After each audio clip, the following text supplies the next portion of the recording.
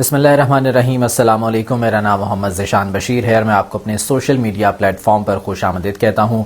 شکریہ ادا کرتا ہوں کہ آپ نے یہ ویڈیو دیکھنے کے لیے وقت نکالا اور امید کرتا ہوں کہ آپ جہاں پر بھی ہوں گے بفضل خدا خیریت سے ہوں گے۔ وہی ہوا جس کا ڈر تھا۔ 30 اپریل کی ڈیٹ پنجاب میں الیکشن کے لیے دی گئی تھی، لیکن 30 اپریل کو الیکشن نہیں ہوں گے۔ کے پی میں ابھی مشاورت ہونی ہے۔ 14 مارچ کی تاریخ تھی یہاں پر مشاورتی اجلاس کے لیے۔ وہ مشاورتی اجلاس تو کسی طرح سے ہو جائے گا، لیکن الیکشن وہاں پر بھی نہیں ہو سکتے ہیں۔ میں نے اپنے گزشتہ ویلاگ میں اس حوالے سے بات کی تھی کہ فنڈز کا بہانہ بنا کر، سیکیورٹی کا بہانہ بنا کر الیکشنز کو جو ہے وہ ملتوی کیا جا سکتا ہے۔ بہت اہم خبر ہے، اس حوالے سے میں آپ کو ڈیٹیلز بتاؤں گا، لیکن اس سے پہلے کچھ اور اہم خبریں ہیں جو کہ اس سے پہلے آپ کے ساتھ شیئر کرنا ضروری ہے۔ سب سے پہلے تو یہ کہ عمران خان صاحب کو ایک بار پھر سے گرفتار کرنے کی کوشش کی گئی ہے۔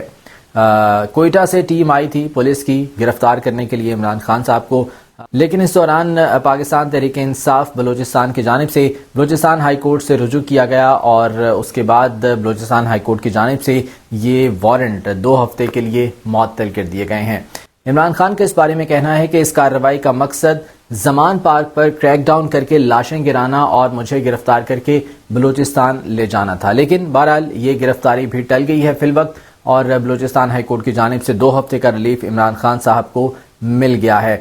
جس دوران کوئٹہ سے یہ پولیس ٹیم یہاں پر پہنچی اور انہوں نے یہاں پر آ کر پنجاب پولیس کے ساتھ کوارڈینیٹ کیا، رابطہ کیا۔ بلال صدیق کمیانہ جو کہ یہاں پر پنجاب پولیس کے افسر ہیں، ان سے رابطہ کیا گیا۔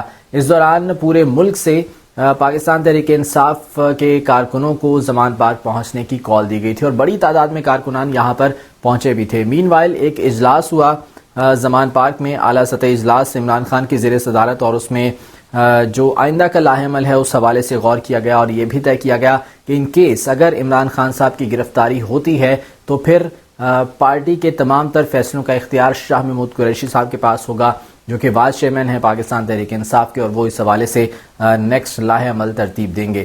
اور عمران خان صاحب کی اس ممکنہ گرفتاری سے پہلے جو الیکشنز ٹکٹس ہیں اس حوالے سے بھی جو ہے وہ مکمل فیصلہ کیا جانا ہے۔ تو یہ اہم ترین ڈیولپمنٹ تھی جو کہ ہوئی ہے۔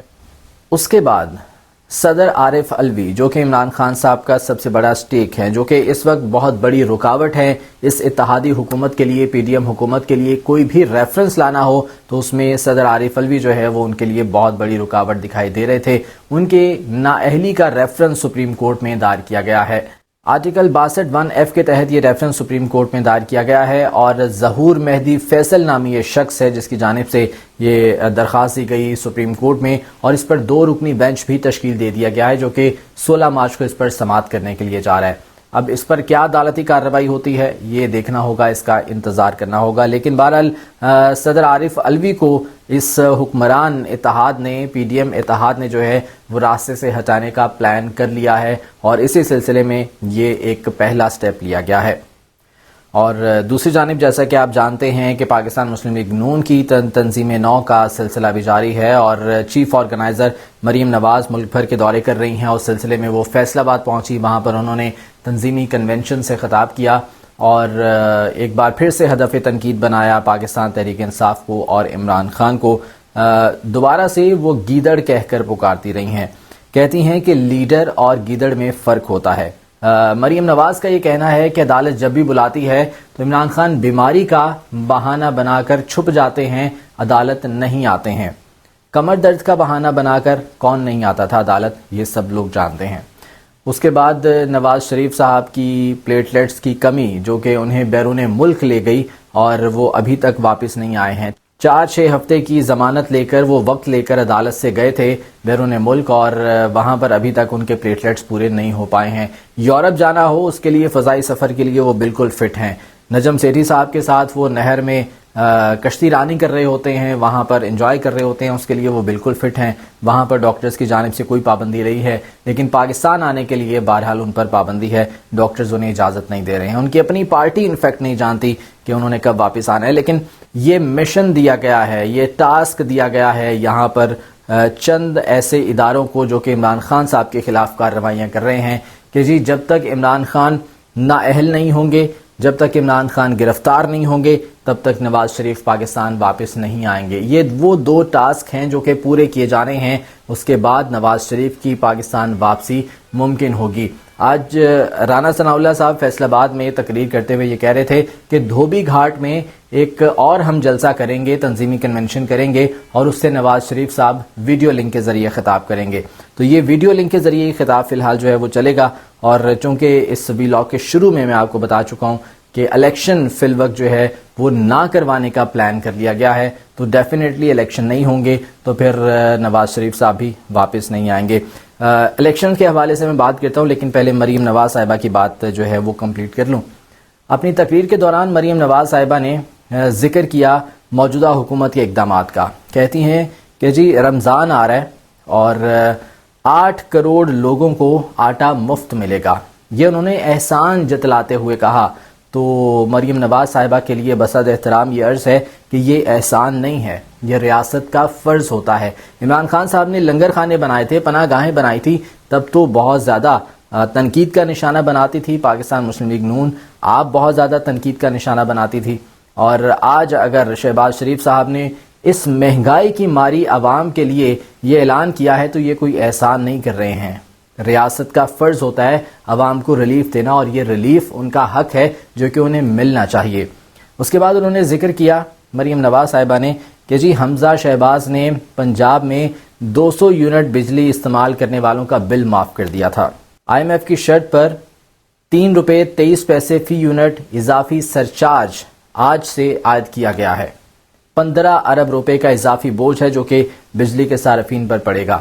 تو یہ ریلیف دینا تھا حمزہ شہباز نے پنجاب کے عوام کو، یہ ریلیف دینا تھا آپ کی حکومت نے پنجاب کے عوام کو، جو کہ IMF کی شرائط پورے کرتے ہوئے بجلی مہنگی کر رہی ہے۔ چلیں یہ تو IMF کی شرط تھی، بجلی مہنگی کر دی گئی، اضافی سرچارج لگا دیا گیا، لیکن پیٹرولیم مصنوعات کی قیمتیں جو کہ عالمی منڈی میں کم ہو رہی ہیں، پاکستان میں وہ بڑھتی جا رہی ہیں۔ عمران خان صاحب کے دور میں 150 پر لیٹر پر یہ قیمت فکس کر دی گئی تھی، فریز کر دی گئی تھی، لیکن آپ کی حکومت میں جسے آپ ماننے سے بھی کبھی کبھار انکار کر دیتی ہیں، 272 پر لیٹر، 272 روپے پر لیٹر پر یہ قیمت گئی ہے۔ کیا گزرے گی اس عوام پر؟ پاکستانی عوام اس مہنگائی کی چکی میں مزید کتنا پسیں گے؟ اور یہ تمام تر جو بوجھ عوام پر لادا جا رہا ہے، یقیناً عوام اس کا سوال کریں گے اور پھر اپنے رد عمل کا اظہار کریں گے، اور اس کا جواب بھی دیں گے جب بھی الیکشنز ہوں گے۔ تو یہ تو تھی بات مریم نواز صاحبہ کے خطاب کی۔ اب آ جاتے ہیں ذرا الیکشن کی طرف۔ الیکشن کمیشن میں آج بہت اہم اجلاس ہوا ہے جس میں سیکیورٹی اداروں کے نمائندگان اور حساس اداروں کے نمائندگان یہاں پر موجود تھے۔ ملک کی جو سیکیورٹی صورتحال ہے، الیکشن ہونے ہیں، سیکیورٹی کیسے فراہم کرنی ہے، اس حوالے سے بات چیت کی گئی۔ فنڈز کا ذکر اس سے پہلے بھی جو ہے وہ ہو چکا ہے۔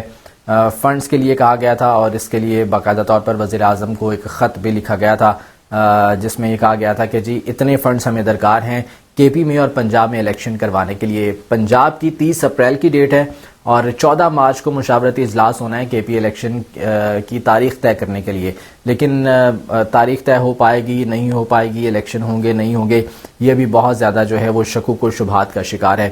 بہرحال یہ جو اجلاس ہوا ہے اس میں سیکیورٹی اداروں کی جانب سے، حساس اداروں کی جانب سے ملکی سیکیورٹی صورتحال پر بریفنگ دی گئی اور یہ بتایا گیا ہے کہ سیکیورٹی تھریٹس موجود ہیں۔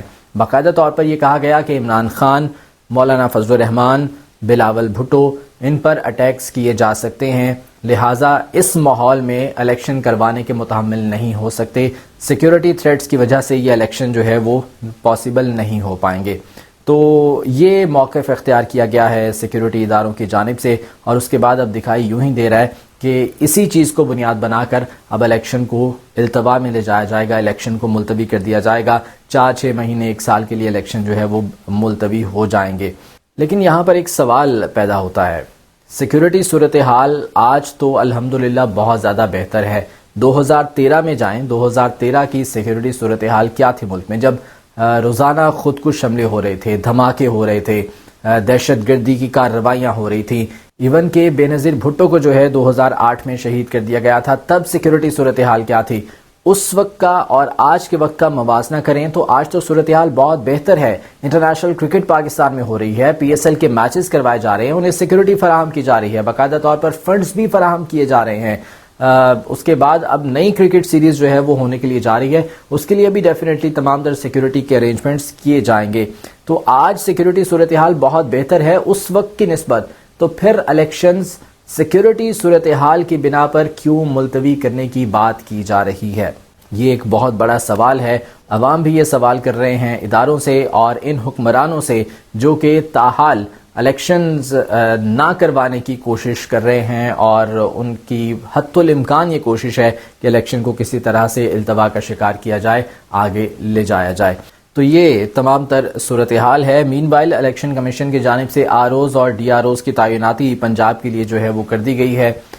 یہ وہ تمام اقدامات ہیں جو کہ پہلے بھی اٹھائے جا رہے تھے الیکشن کمیشن کی جانب سے، اور سپریم کورٹ کو باقاعدہ طور پر اس سلسلے میں آگاہ بھی کر دیا گیا تھا کہ الیکشن کمیشن اپنی ڈیوٹی سر انجام دینے کے لیے بالکل تیار ہے اور ہم تمام اقدامات جو ہے وہ اٹھائیں گے۔ لیکن اس کے ساتھ جو دیگر چیزیں ہیں جیسے فنڈز کا مسئلہ ہے، سیکیورٹی کا مسئلہ ہے، یہ وہ چیزیں ہیں جنہیں بہانہ بنا کر اب الیکشنز کو جو ہے وہ ڈیلے کرنے کی بات کی جا رہی ہے اور بھرپور کوشش بھی کی جا رہی ہے۔